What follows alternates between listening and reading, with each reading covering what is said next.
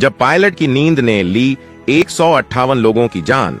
ये बात है साल 2010 की 22 मई की तारीख। एक प्लेन एक्सीडेंट हुआ। एक्सीडेंट का कारण लैंडिंग करते हुए प्लेन ने देरी कर दी। रनवे की लंबाई 2.5 किलोमीटर थी, लेकिन प्लेन उतरा 1.5 किलोमीटर के मार्ग पर। यह बड़ी गलती थी, क्योंकि रुकने के लिए रनवे की लंबाई कम थी और आगे थी एक गहरी खाई। प्लेन गिरा और उसके टुकड़े हो गए। आधे लोग वहीं मारे गए, जो बचे आग में जिंदा जल गए। हादसे की जांच हुई। कॉकपिट वॉइस रिकॉर्डर सुना गया तो उसमें 2 आवाजें थीं, एक फर्स्ट ऑफिसर और दूसरी पायलट की। हालांकि दोनों आवाजों में एक अंतर था। को पायलट की आवाज में शब्द थे, जबकि पायलट की आवाज में सिर्फ खर्राटे। पूरी उड़ान के दौरान प्लेन का मुख्य पायलट सो रहा था। रात के 2:36 पर यूएई से एयर इंडिया एक्सप्रेस की फ्लाइट 812 टेक ऑफ करती है। ये एक बोइंग 737 प्लेन था, जिसमें क्रू सहित कुल 166 लोग सवार थे। फ्लाइट को कर्नाटका में मैंगलोर इंटरनेशनल एयरपोर्ट में लैंड करना था और इसके कैप्टन थे सर्बियाई मूल के ज़्लाटको ग्लूसिका। फ्लाइट के फर्स्ट ऑफिसर, या जिसे हमको पायलट कह देते हैं, उनका नाम था हरबिंदर अहलुवालिया। दोनों अनुभवी थे और कई बार इस रूट पर उड़ान भर चुके थे। यूएई से मैंगलोर पहुंचने में लगभग 3.5 घंटे का समय लगना था। इसलिए ज़्लाटको ने टेक ऑफ के बाद कमान अहलुवालिया के हाथ सौंप दी और खुद लंबी तान के सो गए। फ्लाइट निश्चित गति से उड़ती रही। सुबह 5:41 कैप्टन ज़्लाटको की नींद अचानक टूटी। अहलुवालिया लैंडिंग की तैयारियां कर रहे थे। उन्होंने मैंगलोर एयर ट्रैफिक कंट्रोल से संपर्क किया और मौसम, रनवे, लैंडिंग से जुड़ी जानकारियां ले ली। फ्लाइट मैंगलोर एयरपोर्ट से सिर्फ 20 मिनट दूर थी।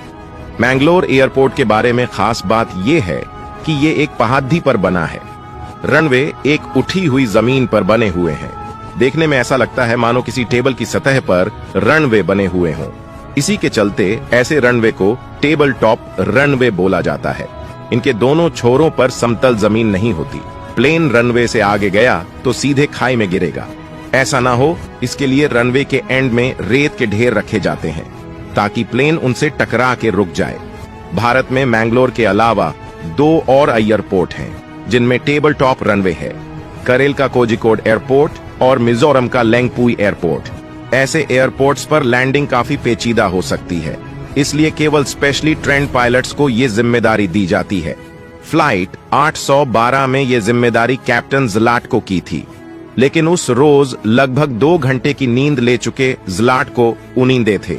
इसलिए फ्लाइट की कमान अहलुवालिया के हाथ में थी। वो लैंडिंग के लिए तैयार हो रहे थे कि तभी एटीसी ने उन्हें बताया, मैंगलोर एयरपोर्ट का रडार 2 दिन से खराब है। आमतौर पर एयरपोर्ट से 240 किलोमीटर दूर से फ्लाइट अपना डिसेंट शुरू कर देती है, यानी धीरे धीरे ऊंचाई कम करती जाती है। लेकिन उस रोज रडार की खराबी के चलते 148 किलोमीटर की दूरी से फ्लाइट नीचे उतरना शुरू हुई। इसका मतलब था फ्लाइट को सामान्य से ज्यादा तेजी से नीचे की ओर मुड़ना था ताकि वो ठीक समय पर रनवे पर पहुंच जाए। अहलुवालिया ने स्पीड बढ़ाई और रनवे की ओर बढ़ चाले। ये एक बड़ी गलती थी। लैंडिंग की जिम्मेदारी ज़्लाटको को लेनी चाहिए थी, जिन्हें इस काम के लिए खास ट्रेनिंग मिली थी। अहलुवालिया ने एक गलती और की। उन्होंने पर्याप्त स्पीड से डिसेंट नहीं किया। 5:59 पर उन्हें एहसास हुआ कि वो 8,500 फीट की ऊंचाई पर हैं। उन्हें इससे काफी नीचे होना चाहिए था।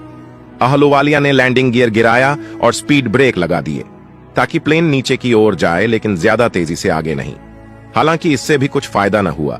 फ्लाइट जब तक रनवे की सीध पर आई, वो अभी भी तय सीमा से 2 गुना ऊंचाई पर थी। इनके अलावा उस रोज एक और गलती हुई थी जिसका अहलुवालिया को अभी तक एहसास नहीं हुआ था। मैंगलोर में लैंडिंग में मदद के लिए ILS सिस्टम का इस्तेमाल किया जाता था। ILS यानी इंस्ट्रूमेंट लैंडिंग सिस्टम। ये सिस्टम एक सिग्नल छोड़ देता है जिसे ग्लाइड स्लोप कहते हैं। आमतौर पर लैंडिंग से पहले प्लेन का कंप्यूटर ये सिग्नल पकड़कर अपने लिए एक फ्लाइट पाथ कैलकुलेट कर लेता है, लेकिन इस सिस्टम में कई बार एक दिक्कत भी पैदा हो जाती है। ILS का सिग्नल कई बार रिफ्लेक्ट होकर बाउंस हो जाता है। अगर प्लेन ठीक ऊंचाई पर न हो तो वो गलत सिग्नल पकड़कर गलत रूट बना लेता है। उस रोज भी ऐसा ही हुआ। ज्यादा ऊंचाई पर होने के कारण फ्लाइट 812 ने गलत ग्लाइड स्लोप पकड़ लिया, जो सामान्य से 6 डिग्री ज्यादा था। प्लेन और तेजी से डिसेंट करने के चक्कर में 3000 फीट प्रति मिनट की गति से नीचे आने लगा, बिल्कुल तिरछे एंगल पर। इस रेट पर लैंडिंग करना मौत को बुलावा देने के समान था। ये बात कैप्टन ज़्लाटको को पता थी। उन्होंने अहलुवालिया को ये बात बताई भी। ऊंचाई बहुत ज्यादा है, उन्होंने अहलुवालिया से कहा। अहलुवालिया को पहली बार लगा कि कोई गड़बड़ हो गई है। पूरी गलती उनकी नहीं थी, लैंडिंग की जिम्मेदारी कैप्टन की थी, जो नींद के चलते काफी देर से चुस्त हो पाए।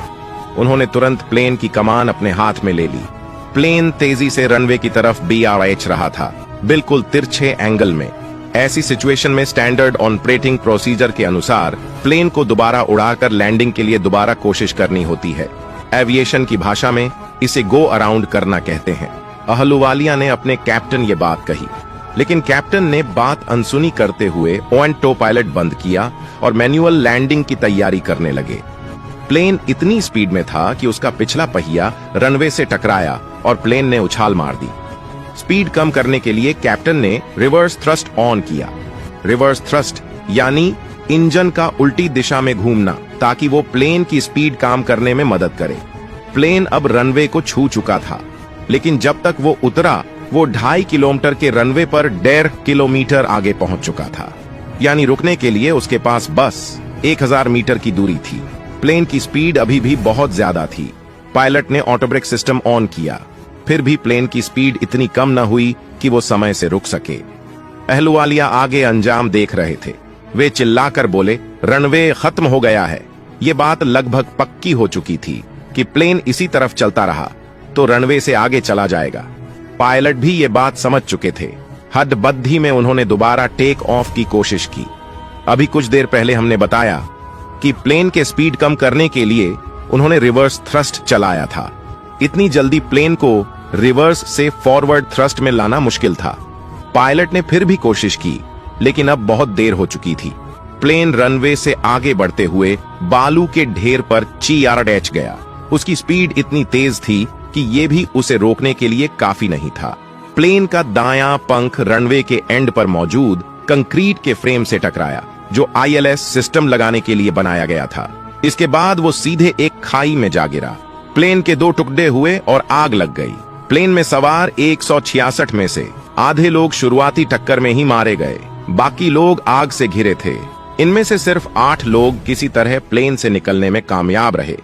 बाकी लोग जलने से या धुएं से दम घुटने से मारे गए। 2 कारण थे। पहला, पायलट का सोना।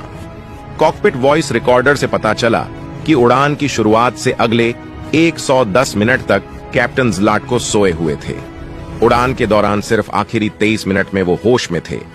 दूसरा कारण, लैंडिंग के वक्त कमान फर्स्ट ऑफिसर अहलुवालिया के हाथ में थी, जबकि इस एयरपोर्ट पर ये लैंडिंग ज़्लाटको को करनी चाहिए थी। अगर अहलुवालिया लैंडिंग करते भी तो दोनों के बीच इसे लेकर प्रॉपर कम्युनिकेशन होना चाहिए था, जो नहीं हुआ। राडार खराब होने के बाद जब लैंडिंग रूट बदला, दोनों में कोई बात नहीं हुई। लैंडिंग के अंतिम मिनटों में पायलट ने कमान संभाली। स्पीड कम करने के लिए उन्होंने ऑटो ब्रेक चालू किया, इस बात से अनजान कि आउटब्रेक के सेटिंग मॉडरेट पर था। अगर पायलट मैन्युअल ब्रेक लगाता तो भी संभावना थी कि प्लेन रुक जाता, लेकिन उस रोज ऐसा कुछ न हुआ। पहले नींद और फिर पायलट और फर्स्ट ऑफिसर के बीच कम्युनिकेशन की कमी के चलते 158 लोगों की जान चली गई। इस केस की जांच कर रहे vice chief of air staff air marshal Bhushan Neelkanth Gokhale ने भी इन्हीं कारणों को प्लेन हादसे की वजह माना। जांच कमेटी ने कुछ सुधार भी सुझाए। सुधार कितने लागू हुए ये तो पता नहीं, लेकिन साल 2020 में कोझिकोड में इसी प्रकार एक प्लेन रनवे को पार कर खाई में गिर गया था। यह हादसा भी एक टेबल टॉप रनवे में लैंडिंग के दौरान हुआ था। इसमें 17 लोगों की मौत हो गई थी।